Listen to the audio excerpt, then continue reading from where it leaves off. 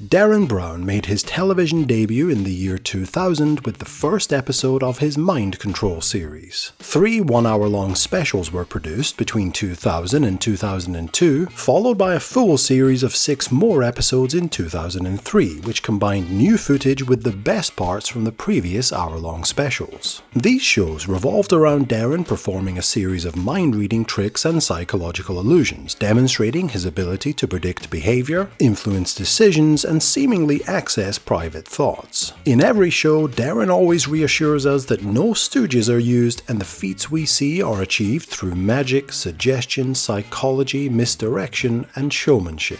The Mind Control series included some remarkable feats of psychological illusion. Some of my favorites were when he was able to influence 2 marketers to unknowingly arrive at the exact same advertising concept he had predicted in advance.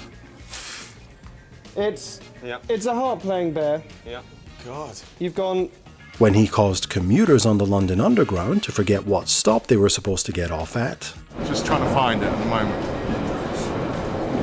Look, you got it. What is it? Warren Street. Warren Street. Okay. And the time he was able to get losing bets paid out at the Greyhound racing. This is the dog you're looking for. That's why we came to this window. The series was a hit for Channel 4, drawing strong ratings and capturing the imagination of viewers across the UK.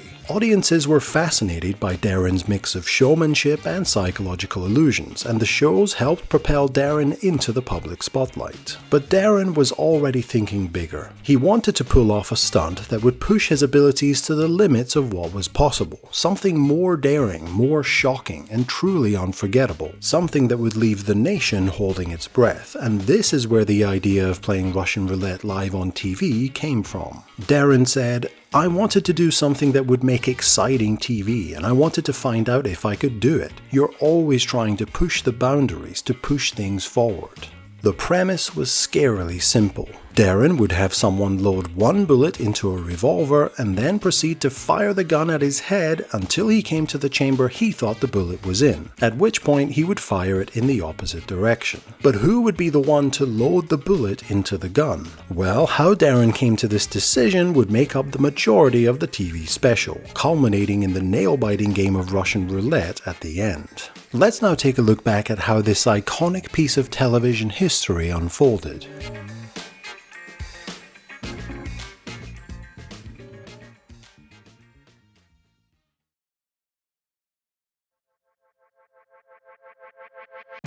The show starts with Derren standing outside a barn in an undisclosed location where the game of Russian roulette will take place. This undisclosed location turned out to be a farmhouse in Jersey, with Derren later saying this location was chosen due to the UK's strict gun laws. We then learn about the application process for participants on the show. Derren had put out a video advert asking people to apply via a website. Around 12,000 people applied, and Derren and his team got back in touch with 1,500 of them, asking them to send in tapes answering a series of questions about why they want to be on the show. Around 500 people did this, and we see Derren going through each of them to select the final 100 who are invited to London to be whittled down to 5. Oh, and he got them to do a little dance at the end of their tape.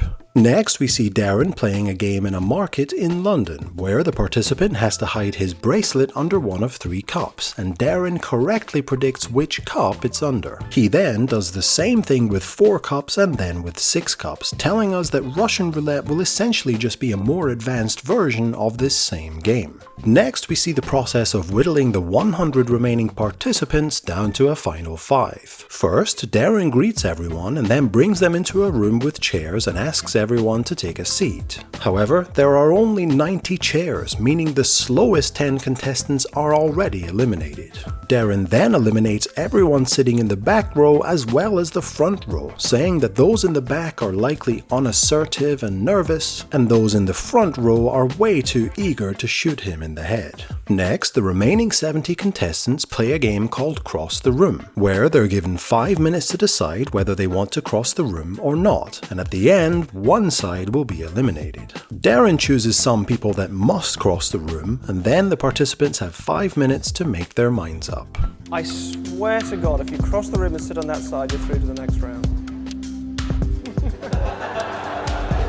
When the time is up, it's revealed that everyone who crossed the room is through to the next round, and everyone who didn't is eliminated. Derren explains that he needs people who will respond to the suggestion of crossing the room, people who will simply obey that command. The remaining 35 are then asked to draw a face on a large piece of card, something large, clear, and with some distinguishing features. Derren picks out a few drawings and is able to identify exactly who drew them just by what they've drawn. And after this, he's able to draw the exact same face someone else drew just by the way they look and his opinion of their personality and character. I have an idea of how this trick is done, but it always looks great for spectators witnessing it live. From all the drawings, Derren selects 15 people to go through to the final round. In the last elimination game, the participants are divided into 5 groups of 3 and have to decide amongst each other which of them will be eliminated. Derren asks them to put their case to each other as to why they should stay and then make a final decision.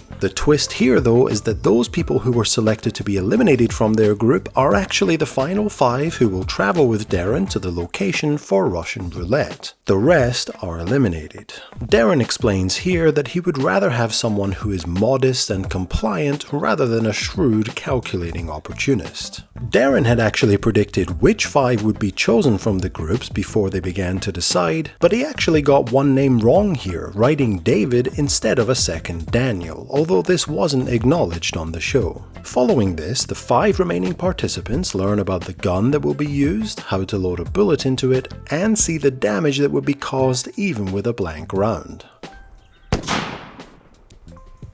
This is the entry hole. This is the exit hole. As you can see, blanks can be just as dangerous at close range as a live round. There are a few more psychological games that are played, one word association game and a prediction game while they're all having dinner, all part of the overall process of Derren preparing the participants for the final event, getting a feel for who he thinks he can influence and read best. After this, we cross over live to the barn in Jersey for the nail-biting climax of the show.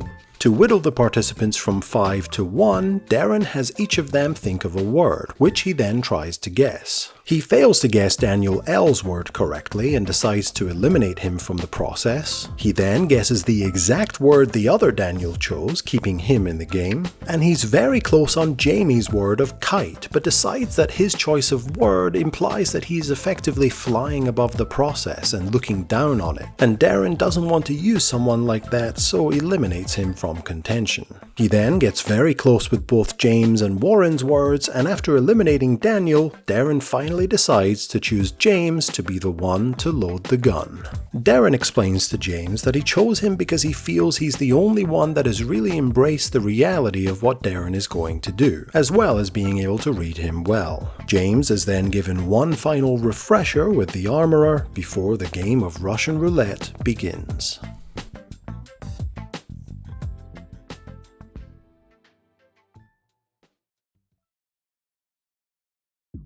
James climbs the ladder to the top floor of the barn, where he and Derren sit facing one another in the center of the room. At this point, the mood shifts completely. The theatrics fall away. This is no longer entertainment, it feels contractual, final. Derren tries to put James at ease and makes it clear if anything goes wrong, the responsibility is not his. It's my decision to do it, and I'm responsible for it, okay? Okay. If it fucks up, it's not your fault. Alright? The language he uses is blunt, but it cuts through the atmosphere and helps to reinforce to viewers at home that this is real. The armorer then steps forward and fires a single bullet into the sandbag across the room, demonstrating that the bullets are in fact real. A specially constructed shield is fitted over the revolver, which will conceal the position of the bullet. James then chooses the round that will be used and loads it beneath the table before setting it back in front of Derren and taking his position behind a sheet of bulletproof glass. No one watching, and most importantly Derren, can see which chamber is live. James is the only one in the room at this point that knows where the bullet is, and now there's no going back. Derren asks James to count slowly and clearly from 1 to 6, after which Derren makes his first choice. He starts with chamber number 3, believing it to be safe. Number 3 I feel is safe.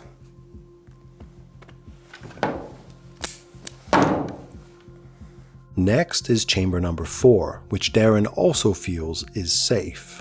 Number 4, I feel is safe.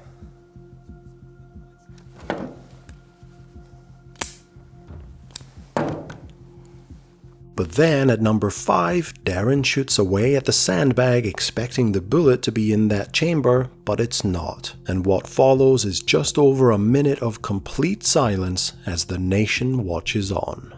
Number 5.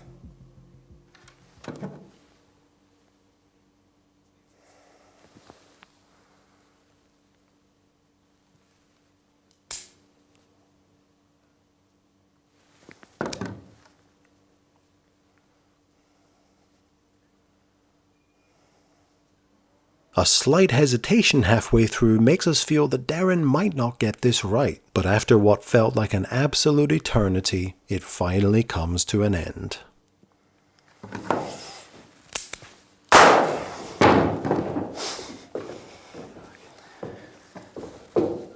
Derren steps away from the table, he and James embrace, and the show ends with that same eerie silence as they both process what has just happened. Derren Brown has just played Russian Roulette live on TV and won.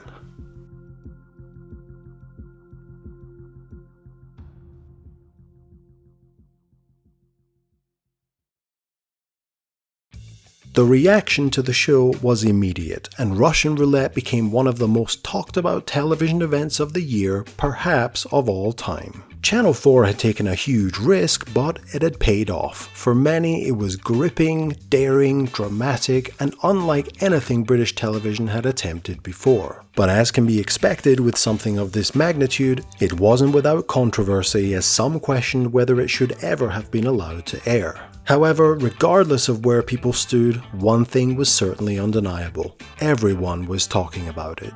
For Derren Brown, the stunt marked a turning point, and from here he would go on to present numerous other television series, including Trick of the Mind, Trick or Treat, 2009's The Events, and many more, as well as a whole host of other television specials, such as The Seance, The Heist, Hero at 30,000 Feet, and one of my favourites, The Great Art Robbery. The question on everyone's lips, however, was how did he do it? Did Derren really just play Russian roulette with a real gun and a real bullet live on TV? Well, according to Jersey police shortly after the broadcast, there were no real bullets used in the stunt. They said, "There was no live ammunition involved and at no time was anyone at risk." A prop company brought a number of props to the island and they included a quantity of blank ammunition. There was absolutely no way that the states of Jersey police would allow anyone to put themselves at risk and shoot themselves dead. This program was made by a TV company, very experienced in pyrotechnics, in making smoke and bullet holes appear.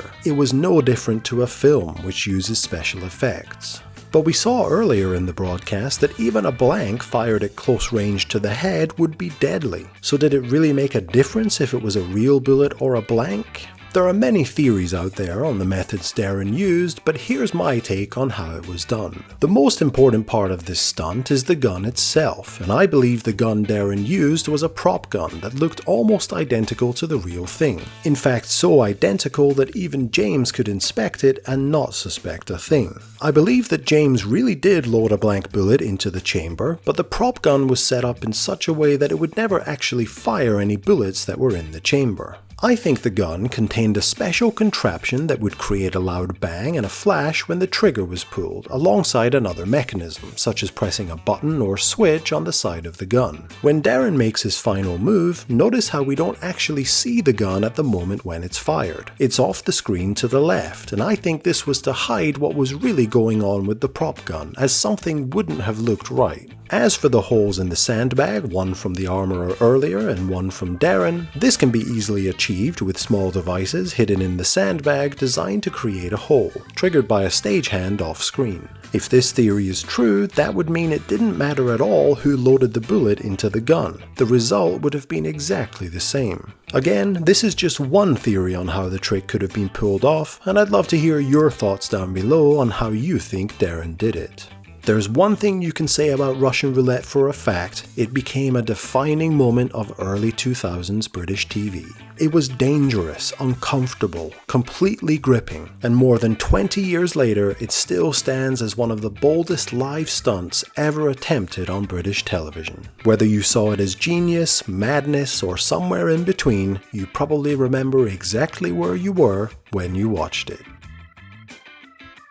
Thanks for watching, everyone. I really enjoyed Derren Brown's work and even got to attend one of his live shows a few years back in my hometown, which was a real treat. I highly recommend picking up tickets to his show. Did you watch Russian Roulette live when it happened? What are your thoughts on the stunt overall, and how do you think he pulled it off? Let me know down in the comments below. Please don't forget to subscribe to the channel if you haven't already. It really means a lot, and I'll see you again in the next video.